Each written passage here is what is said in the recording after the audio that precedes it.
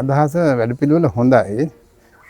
හුඟක් තැන්වල වෙද මහත්තයා එකපාරක් බලුවම ආයි බලන්නේ නැහනේ. ඉතින් මෙතන එහෙම නෙමෙයි. ඉතින් වෙද මහත්තයා එනවා බලනවා. අවසරයි අපේ හාමුදුරුවෝ. ඔව්.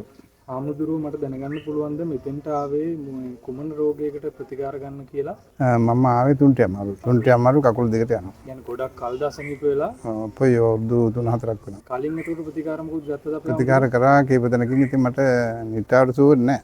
තාවකාලික පොඩ්ඩක් අඩු වෙනවා ආපහු හැදෙනවා. එතකොට හාමුදුරුවෝ දැන් මෙතෙන්ට ඇවිල්ලා ඔබ වහන්සේ කොහොමද මෙතන? දැන් මේ පස්වෙනි සැරේ. දැන් හුඟක් දුරට අඩුයි. හුඟක් දුරට අඩුයි.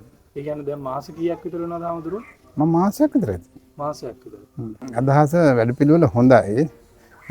හුඟක් තැන්වල වෙද මහත්තයා එකපාරක් බලුවම ආයි බලන්නේ නැහනේ. ඉතින් මෙතන එහෙම නෙමෙයි. ඉතින් වෙද මහත්තයා එනවා බලනවා. වෙද මහත්තයාට යොමු කළා තමයි ඉස්සෙල්ලාම ප්‍රතිකාර ලියන්නේ.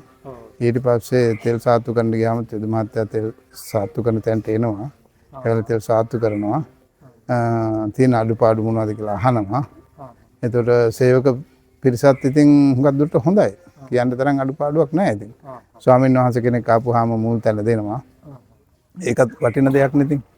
ඒ නිසා ඉතින් හොඳින් වැඩ පිළිවෙල යනවා කියන එක මට හිතන්න පුළුවන්.